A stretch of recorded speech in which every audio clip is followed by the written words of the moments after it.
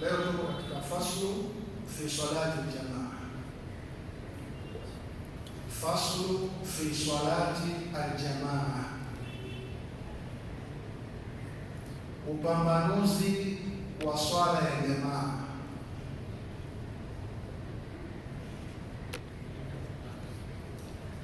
Hakuna swala inaitwa swala ya jamaa mustakila.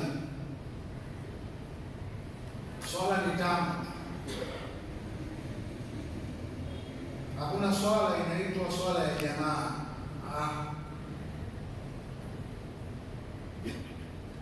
Yaani kinachozungumzwa hapa kwenye mlango ni kule kuswali kwa jamaa basi, lakini wanazuoni wamesema salatu jamaa, swala ya jamaa.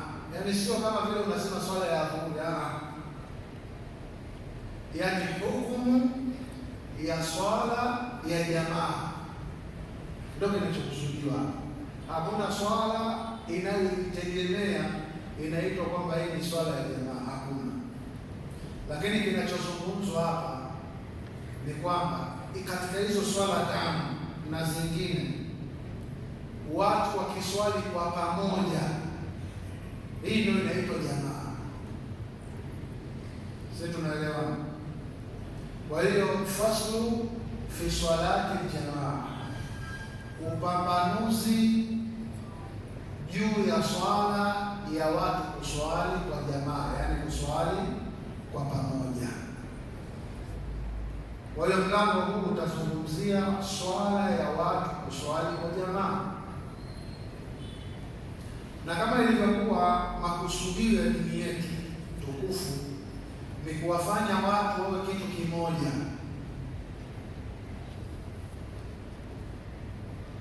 Itikadi yao iwe moja, Mungu wao mmoja, sheria za dini waziendee kwa pamoja. Wa'tasimu bihablillahi jami'an wala tafarraqu, shikamaneni yote katika kamba ya Mwenyezi Mungu, yaani kwenye dini ya Mwenyezi Mungu moja kwa pamoja, wala msitofautiane, msifarikiane, msiachane. Ndio maana ya wala tafarraqu, msiachane, yaani kila mmoja akawa kivyake, haifai.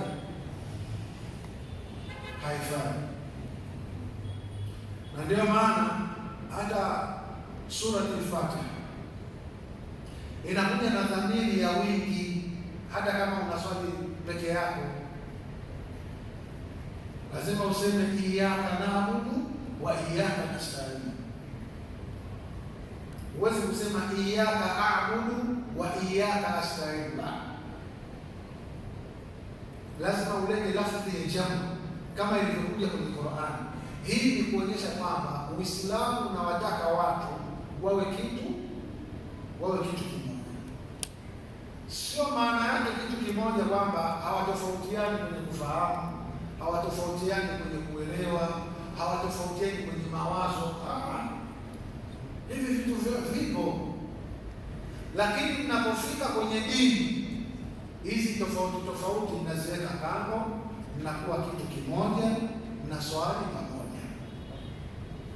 Kwa hiyo katika vitu ambavyo vinawaamrisha Waislamu kuwa kitu kimoja ni kuswali swala ya jamaa, ambayo haimbagui mtu. Akiwa tajiri atasimama pembeni ya maskini, akiwa kiongozi atasimama pembeni ya anayemuongoza, akiwa rais atasimama pembeni ya maruhusi ambayo yuko chini yake. Hivi kwa hiyo ile jamaa inakuondosha kwenye daraja ulilokuwa nalo, kwamba kujiona mimi ni bwana mkubwa. Ukiwa kwenye swala utapanga safu na wenzio,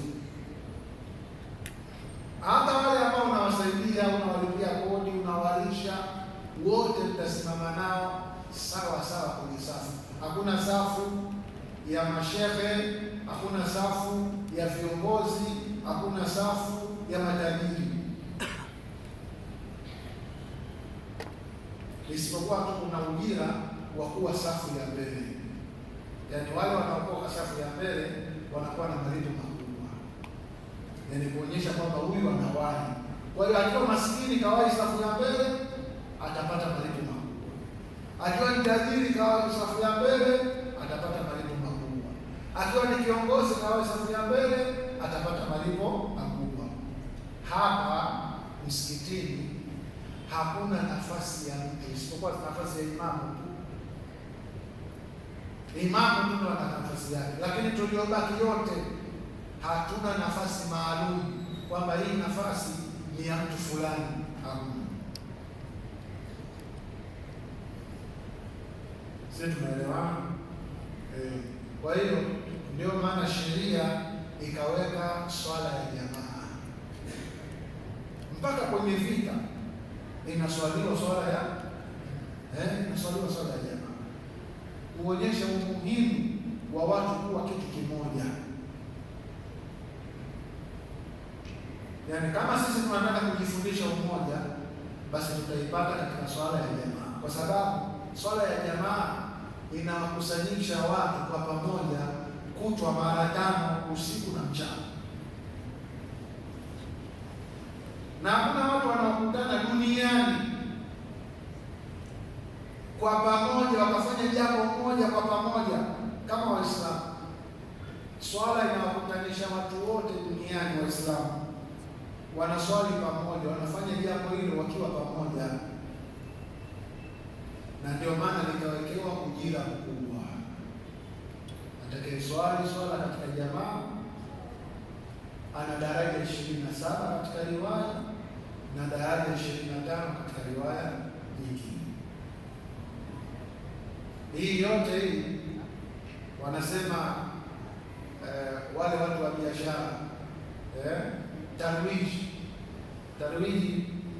mnajua, si Kiswahili tusemeje? Tarwiji ni kutangaza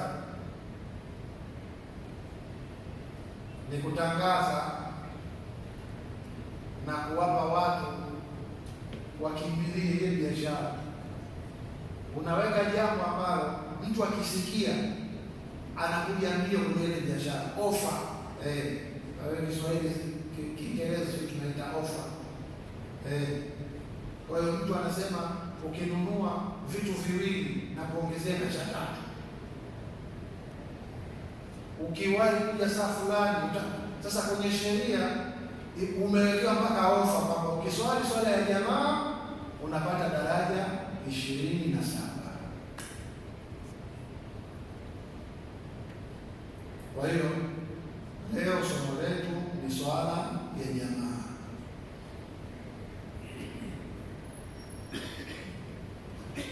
Sheikh anasema rahimahullah wa rahimana jamia, wa salatu ljamaati sunnatu muakada.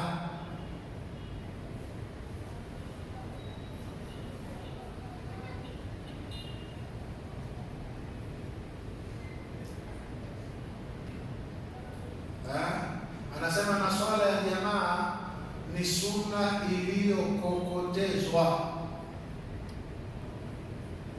Abi Shujaa anasema swala ya jamaa ni sunna iliyokokotezwa, na Imamu Rafi anasema ni sunna iliyokokotezwa, lakini al-mu'tamad fi madhhabi Imam Shafi, linalozingatiwa kwenye madhhabi ya Imam Shafi, swala ya jamaa ni fardhu kifaya.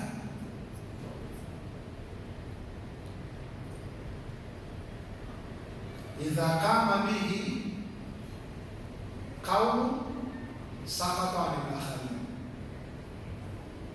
wakiswali watu jamaa fulani, basi wale ambao hawakuswali jamaa hawana dhambi.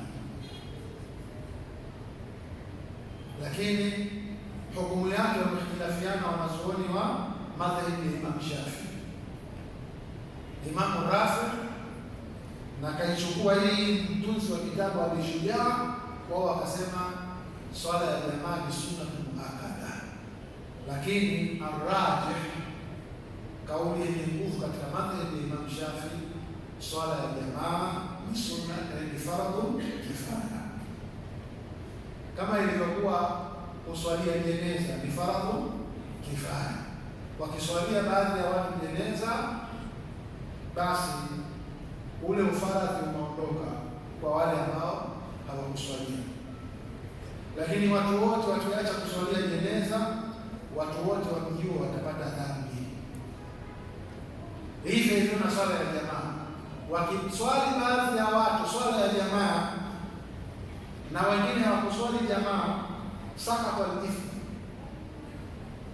kwenye mji ule dhambi inakuwa imeondoka. Lakini watu wote wakiacha kuswali jamaa, kila mtu akaswali nyumbani kwake, watu wote watapata dhambi,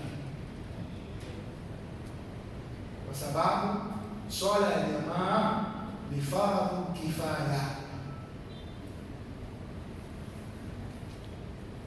Hii ni madhhabu ya Imam Shafi.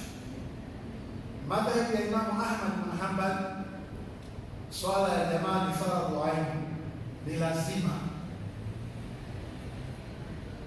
Katika madhhabu ya Imam Ahmad, kuswali jamaa ni lazima, yaani utake usitake lazima uswali jamaa. Lakini madhhabu ya Imam Shafi ni faradhu kifaya. Sasa swala ya jamaa ni shiaru min sha'airillah, ni nembo ya kuonyesha kwamba hapa kuna Waislamu. Nembo yoyote ile inayojulisha kwamba hapa kuna Waislamu ikiachwa, athimu jamia, watu wote watapata dhambi. Na ili iwe jamaa lazima iswaliwe sehemu ambayo watu wakipita au mgeni akiingia kwenye huo mji anajua kwamba hapa kumeswaliwa swala ya jamaa. Yaani lazima ijulikane kwenye ule mji ile jamaa. Lakini ikiwa watu kila mtu akachukua watoto wake 4 5 na mke wake na watoto wake wa kike wakaswali jamaa ndani, na wengine wakaswali jamaa ndani, na wengine wakaswali jamaa, kukawa hakuna jamaa inayojulikana, hata kama wameswali jamaa kule ndani, athimu jamia, wote watapata dhambi, wote watapata pamoja wameswali jamaa. Lakini jamaa hii sio shiara. Hii jamaa haidhihirishi ule umoja wa Uislamu. Yaani kila mtu akasali jamaa ndani, zile jamaa za ndani hazidhihirishi nembo ya jamaa ya Uislamu.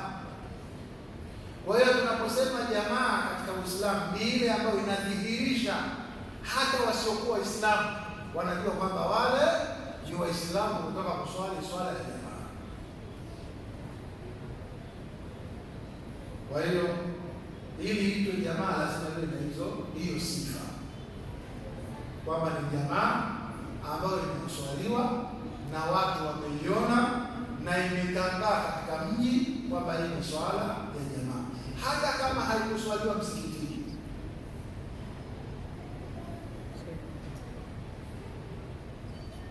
Hata kama haikuswaliwa msikitini, ikaswaliwa kiwanjani kweupe, lakini watu wameswali hapo jamaa, inatosha.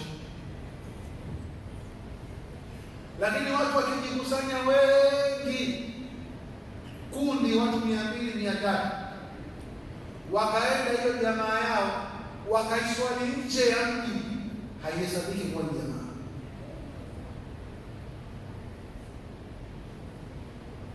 Jamaa iswaliwe katikati ya mji,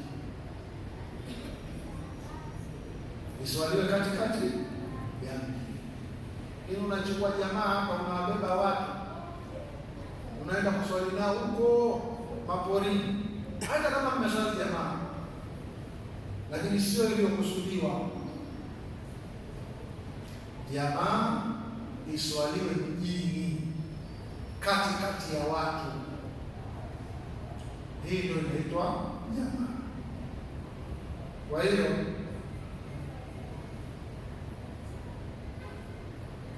shekhe anasema wasalatu jamaati sunnatu muakkada, na swala ya jamaa ni sunna iliyokokotezwa. Tumesema katika madhehebu ya Imam Shafi kuna ikhtilafu za wanazuoni, lakini kauli yenye nguvu ni fardhu kifaya.